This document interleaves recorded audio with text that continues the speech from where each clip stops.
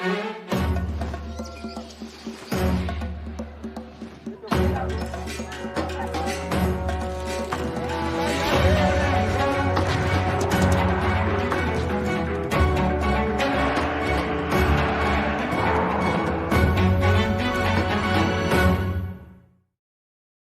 colônia, vivemos o ciclo do pau-brasil, do açúcar e do ouro, todos voltados ao mercado externo. Com a vinda da família real portuguesa e a independência, tivemos tesouro, fazenda, banco e constituição. Enquanto o mundo viveu duas revoluções industriais, o Brasil continuou baseado em latifúndios, exportação e trabalho escravo. Agora, no ciclo do café, a escravidão foi abolida e 1 ano depois chegou a República e as promessas de grandes mudanças.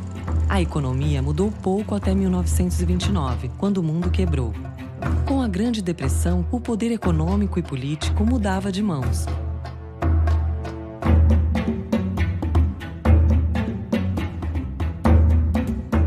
Em 29, explode a crise de 29, a crise do capitalismo mundial. Que foi provocada pela quebra da Bolsa de Nova York. A crise de 29 foi uma tragédia. Começa a Grande Depressão. A depressão dos anos 30 foi terrível. Pegou o Brasil em cheio. A Revolução de 30, no fundo, está ligada a esse processo. Getúlio veio do Sul cavalgando e assumiu o poder. A economia brasileira ainda dependia muito das exportações do café e das exportações de produtos primários. Getúlio reagiu à crise de 30 com uma política de comprar o café, queimar o café. Para manter o preço no exterior e ganhar rendas exteriores. Se a capacidade para importar cai muito, de um lado você tem uma crise de abastecimento, claro, né?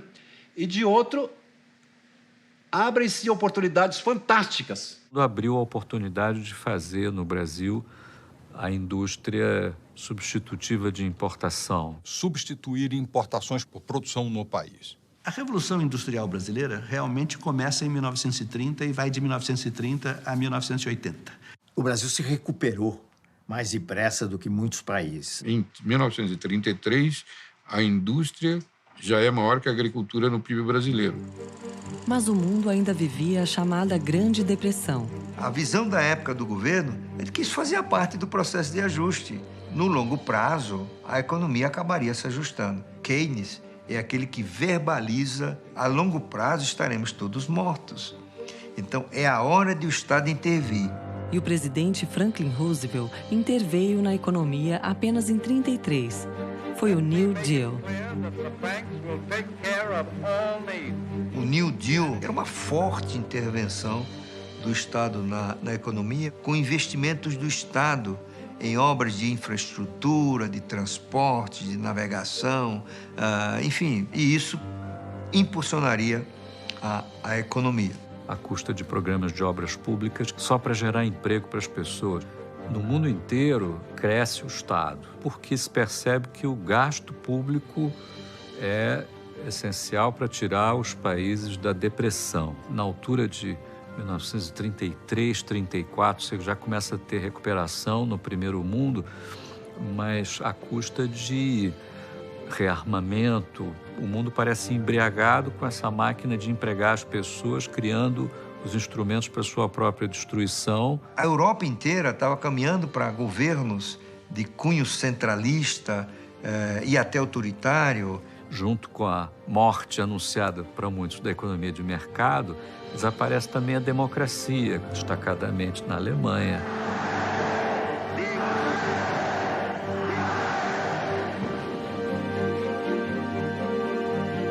Vários regimes autoritários surgem no mundo inteiro, também na Itália e no Brasil. O Estado brasileiro deixou de ser um Estado liberal oligárquico para ser um Estado desenvolvimentista, ou nacional desenvolvimentista, como se falava, a partir de 1930. Quer dizer, o Vargas, em 37, ele golpeia, né?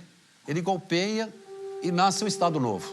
Crescentemente, a postura intervencionista do varguismo vai aumentando. Ele criou aqui no Estado Novo, que era fascista, o parafascista. Mas aí veio a guerra de 39, em 45. A Segunda Guerra Mundial. While the Allied strategic air assault on Fortress Europe went on with ever-mounting power, day and night the Allied air forces sent their bomb cargoes into the vitals of Hitler's self-proclaimed kingdom. Targets, factories, airfields, synthetic fuel plants, crude oil. Os países industriais já não tinham como produzir bens industriais. E o Brasil continuou suprindo as potências do eixo. O que deu espaço para a indústria brasileira também, não é, se expandir nesse período. Muitas coisas estatais foram criadas nesse período e a semente de outras coisas que viriam depois também. O PIB e a indústria cresceram no regime autoritário de Getúlio Vargas. Isso ele combinou com um ingrediente importante que foi o populismo. Havia uma população urbana, operária, e que poderia ser atraída para a sustentação do governo. E aí se criou todo um aparato institucional de ganhos para o trabalhador. Você teve uma série de legislações que foram sendo implementadas ao longo dos anos 30, que acabou na consolidação das leis do trabalho em 1943. Foi uma cópia da Carta del Lavoro, italiana do Mussolini. O salário mínimo foi instituído no Brasil em 43. Se tinha um número máximo de horas trabalhadas. Garantias de férias, impedir o trabalho de menores, regular o trabalho das mulheres.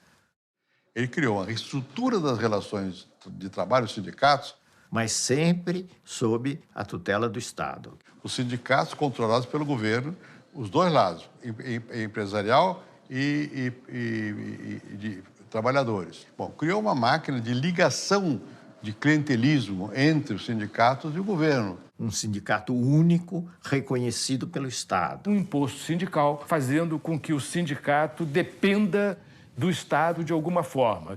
E o governo dando dinheiro e controlando tudo isso. Uma coisa bastante discutível, porque houve um atrelamento do sindicato ao Estado.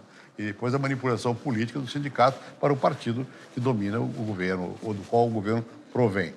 Enquanto as disputas de classe eram controladas no Brasil, em 1945 a guerra chegava ao fim. E surgia a Guerra Fria.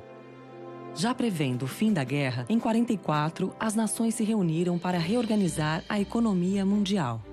A economia mundial ficou muito desorganizada. Em 1944, há essa grande conferência em Bretton Woods para reordenar o sistema monetário internacional. É quando se inventa o FMI. Uma instituição, né, que, de alguma forma, deu assim as regras do jogo para o comércio internacional. Pode haver situações onde um determinado país se vê com falta de recursos. Ele nasceu para controlar déficit de contas correntes. Para evitar, inclusive, que este problema, localizado neste determinado país, se amplificasse. Para ajudar países nesse tipo de situação, sem um prejuízo muito grande às populações. Com o FMI, surgiram também a ONU e o PIB, o cálculo das riquezas produzidas em cada país. Acabou a Segunda Guerra Mundial, imediatamente a ONU convocou todo mundo e fez as regras sobre como ia ser feita a contabilidade nacional e, portanto, como ia ser calculado o PIB. PIB quer dizer Produto Interno Bruto, e ele é uma somatória de tudo o que se produz e que é considerado economicamente valioso. Nenhum país pode ser membro do FMI se ele não calcula direito isso. A Conferência Internacional de Bretton Woods, 1944, presume que cada país vai ter um banco central para cuidar da sua moeda. Um banco que manda nos outros bancos. E aí decide-se reforçar a atividade dos bancos centrais do mundo. Só que o Brasil não tem banco central. Então, por favor, Brasil, volte para casa e faça um banco central. O doutor Bulhões tomou o compromisso de criar um banco central aqui no Brasil. Encontrou uma tremenda resistência no Banco do Brasil, dos políticos, dos empresários. A resistência era tão grande que ele resolveu fazer o que ele chamou de um embrião do Banco Central. Que é a criação da Superintendência da Moeda do Crédito, a SUMOC. Esse embrião do Banco Central, criado para funcionar 6 meses, 1 ano, durou 20 anos. A SUMOC manteve o Banco do Brasil como centro do sistema financeiro. O Banco do Brasil tinha funções, inclusive, de fazer o papel do Banco Central. A execução da política creditícia, da política monetária, da política cambial, estava basicamente com o Banco do Brasil. A SUMOC foi formalmente criada já no governo de Dutra. O Dutra começou muito mal, né, porque ele resolveu abrir a economia. Mas de uma forma tão indiscriminada que acabou resultando um inconveniente muito grande. Reduziu muito as reservas brasileiras, que eram fantásticas naquele período, tinham sido acumuladas durante a guerra e tudo, né? E um ano e meio depois, abandonou o liberalismo econômico. Depois de Dutra, Getúlio Vargas voltou à presidência em 1951. Bota o retrato do velho outra vez, né? Bota o retrato do velho outra vez, bota no mesmo lugar o sorriso do velhinho, faz a gente trabalhar, o sorriso do velhinho, faz a gente trabalhar. O que o Getúlio fez? Fez muita coisa importante. O modelo institucional da infraestrutura foi desenhado pelo Getúlio. Com uma série de projetos. Foi criado o BNDES, que na época era BNDE, não era BNDES. Com a preocupação de financiar as atividades de infraestrutura, criam uma série de empresas estatais importantes que depois marcaram o desenvolvimento brasileiro, né? O governo Vargas cessa abruptamente em 54, causando comoção nacional. Nas eleições seguintes, Juscelino Kubitschek foi escolhido presidente do Brasil. Qual o país que JK encontra? Já é uma economia em processo avançado de industrialização. Juscelino mobilizou o país em torno de um grande projeto. O projeto de um Brasil grande. O que se dizia era 50 anos em 5. O governo Juscelino, desde o início, teve um ambicioso plano de metas. Com foco em 5 setores, que é a energia, transporte, a indústria de base, a saúde e a alimentação. E Brasília, né? A mudança da capital federal, que a longo prazo abriu uma nova fronteira agrícola para o país. Mas mais do que isso, representou o avanço de um novo setor na economia brasileira, que é o setor das grandes construtoras. Talvez mais emblemático tenha sido a capacidade de atrair para o Brasil a indústria automobilística. Digamos que o Juscelino realizou de outra maneira aquilo que o Getúlio tinha concebido, né? O processo de industrialização. Ele foi tão competente e tão hábil. A economia brasileira mudou de patamar. Os grandes projetos de energia, Furnas, por exemplo, grandes projetos rodoviários, a integração com o Nordeste, a BR-116, muitos projetos. Foi crescimento acelerado, industrialização acelerada, integração nacional, interiorização do desenvolvimento. A 56 até 61, quando a economia cresceu 8,5% reais, o PIB aumentou em 50%. É algo espantoso, é quase um milagre, é assustador o que aconteceu durante o governo JK. O governo Juscelino tem uma imagem histórica açucarada. Tudo deu certo, inovação na música, otimismo. O florescimento das artes no período JK. O bicampeonato de 58 e 62, quando, nas palavras de Nelson Rodrigues, o Brasil abandona o chamado Complexo de Vira-Latas. O período ficou conhecido como Anos Dourados. Os Anos Dourados eram também o início da era espacial no mundo. E no Brasil, marcava o início de graves problemas.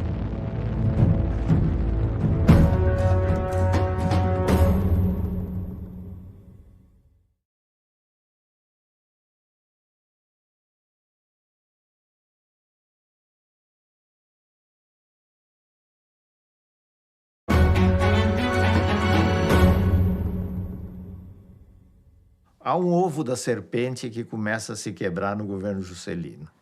A maior crítica que é feita a JK e a seu governo é econômica. JK é o pai da inflação. Brasília é a matriz da inflação brasileira, né? Disse isso, né? A sociedade viu o país começar a crescer sem ter que apertar o cinto e ficou eufórico. Só que depois a conta chegou. O Juscelino, diferentemente do Getúlio, foi irresponsável do ponto de vista fiscal. Ele resolveu construir Brasília e não tinha dinheiro para isso. Ele deixou uma herança de uma conta muito grande a ser paga. A inflação ficou muito assanhada mesmo. Uma das forças que impulsionam a inflação é a gastança excessiva do governo. Antes de 64, você aprovava às vezes 10, 11 vezes os gastos do que o orçamento podia suportar. Se ele gasta mais do que arrecada, então tem de recorrer a empréstimos ou então bota mais moeda em circulação. Ele emitiu para valer. O que significa, olhando do lado da moeda, significa inflação. Mas a inflação ainda não era vista como um grande problema. Quando a inflação chegou a 2 dígitos, nos anos 40, começaram a ter as teorias que a inflação era indutora do crescimento econômico. Era o debate entre estabilidade e crescimento. Parecia que para crescer tinha que continuar volátil, instável e em crise, né? E que estabilidade ia levar à estagnação. Ao combater a inflação, você tomaria medidas que produziriam uma redução do crescimento, como uma redução do gasto público ou uma elevação da taxa de juros, e que isso aí eram medidas recessivas. Muita gente acreditou nessa lorota. A inflação, que é uma maneira pela qual você vai tirando o valor de quem tem a moeda nas mãos. Cada unidade monetária que você tem na mão, cada vez compra menos. A inflação é um imposto sobre o pobre. É colocar a mão no bolso de cada cidadão brasileiro, corroendo o poder de compra da renda dos brasileiros. Então, o governo, na verdade, com a inflação, retira o poder aquisitivo da população, se apropria dele de uma forma traiçoeira. Inflation was a kind of tax on everybody that took away savings, but it wasn't one that was voted on by the public. Alguém que diga que o imposto sobre o pobre deve ser a base do progresso de uma nação é um pervertido, entendeu? Devia estar preso. A conta foi entregue a Jânio Quadros, que achou mais urgente proibir maiôs nos concursos de Miss, biquínis nas praias e o lança-perfume nos bailes de carnaval. O Brasil estava vivendo desequilíbrio fiscal e crise inflacionária. Setor externo desarrumado, balanço de pagamento desequilibrado, a inflação em alta. A bomba caiu no colo do sucessor e, de certa maneira, isso preparou o terreno para o golpe militar de 64. Que era o período da Guerra Fria. Então, havia o princípio de estabilidade política, não só no Brasil. Nas décadas de 1940, 50 e 60, diversos países se tornaram independentes. No mundo inteiro, essa disputa de áreas de poder, de influência entre União Soviética e Estados Unidos se projetava nos países, né? Em 1959, nós temos a Revolução Cubana.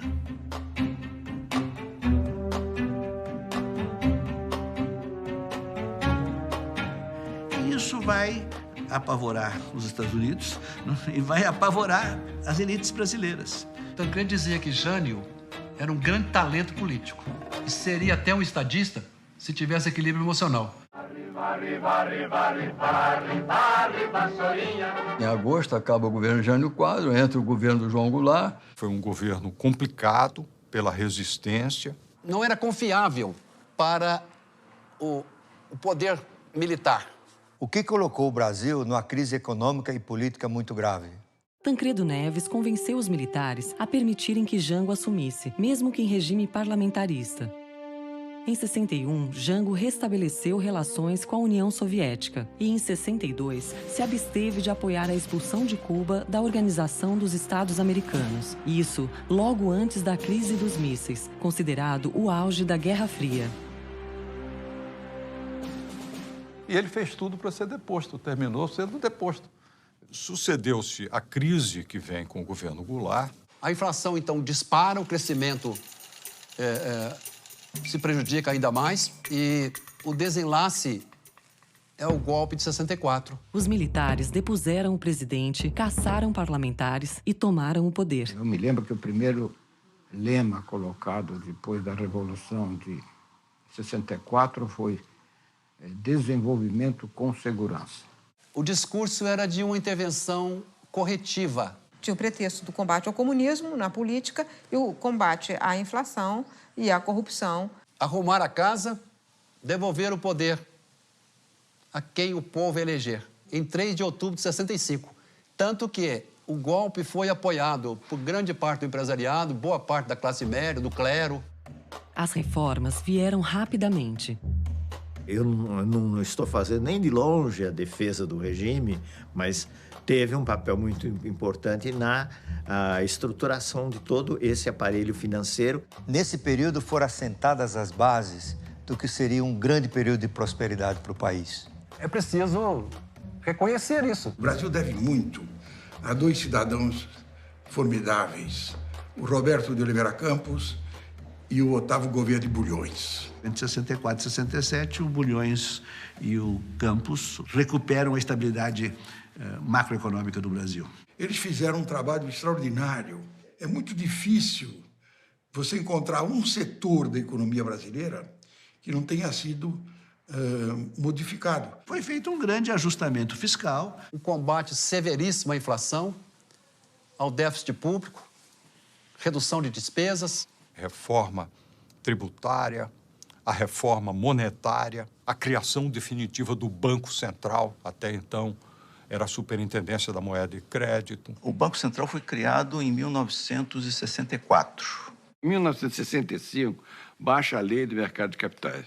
Eu acho que tivemos uma primeira reforma bancária. E aí os bancos um pouco maiores começaram a ter mais condições de financiar empresas e começaram a se expandir mais, ocupando o território nacional. Enfim, uma série de inovações que foram muito importantes. E é interessante que todas essas reformas foram feitas num período curto, de apenas 2 anos e meio. Em vez de devolver o poder aos civis em 65, como prometido, os militares foram reduzindo as liberdades políticas e civis, até que o regime passou a torturar presos políticos e censurar a imprensa. Mas a economia crescia e a inflação caía. Quando o Delfim estava no Ministério da Fazenda, eu no Banco Central, um período áureo da história do Brasil, chamado milagre econômico. Nunca houve milagre. Milagre é feito sem causa. Esse processo foi feito, basicamente, dando ao setor privado o estímulo necessário para aumentar a sua produção. Um grande programa de exportação de manufaturados. A taxa de câmbio adequada, uma carga tributária modesta. O modelo esse de desenvolvimento que o Brasil adotou nesse período foi um modelo de uma economia fechada, com a presença importante do Estado, pouca ênfase em produtividade, pouca ênfase em educação. Enquanto o homem chegava à Lua e inventava o microprocessador, os brasileiros iniciavam a construção da usina de Angra dos Reis, da Transamazônica e da ponte Rio-Niterói. Com a taça da Copa de 70 e o sucesso econômico, muitos brasileiros fechavam os olhos para a truculência da ditadura militar. De 1967 a 1974, durante praticamente 7 anos, o Brasil se desenvolveu de uma forma muito firme. O Brasil, por exemplo, foi um país que bateu recordes de crescimento. Taxa de crescimento média perto de 9%. Nós chegamos a crescer 14% num ano, em 1973. Um negócio fantástico. Entre 1930 e 1980, o Brasil foi o país que mais cresceu no mundo. O Brasil crescia mais do que o Japão, que os países da Europa, com tudo em ordem, com pouca inflação. Com inflação declinante e sem problema no balanço de pagamentos. A taxa de inflação caiu, em 74 andou em torno de 12%, 13%, 14%, por aí. A inflação caiu, mas ela nunca voltou a um dígito. Esse crescimento trouxe o Brasil a mais ou menos 1/4 da renda per capita americana. A classe média teve um primeiro grande salto. Não significa que alguém foi prejudicado. O bolo cresceu para todos, com mais fermento nos segmentos mais ricos. Significa que uns melhoraram, ou todos melhoraram, mas alguns melhoraram mais do que outros.